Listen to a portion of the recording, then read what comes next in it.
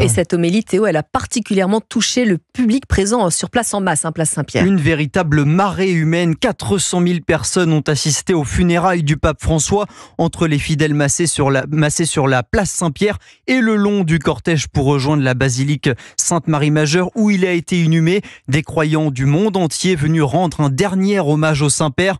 Le reportage de l'envoyé spécial d'Europe 1 à Rome, Cyril de la Morinerie. C'était sans doute l'un des moments les plus émouvants de cette cérémonie. Le départ du cercueil du pape François de la place Saint-Pierre sous les applaudissements nourris de la foule. Timothée est venu exprès de France à Rome pour assister aux obsèques du Saint-Père. Un souvenir gravé à jamais dans sa mémoire.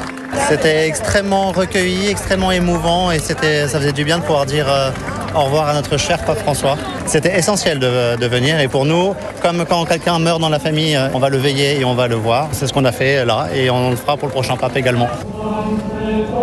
Une cérémonie ponctuée de chants grégoriens à la fois simples et grandioses. Dans la foule des drapeaux du monde entier, au pied de l'obélisque au milieu de la place Saint-Pierre, Meghan, américaine, est très émue.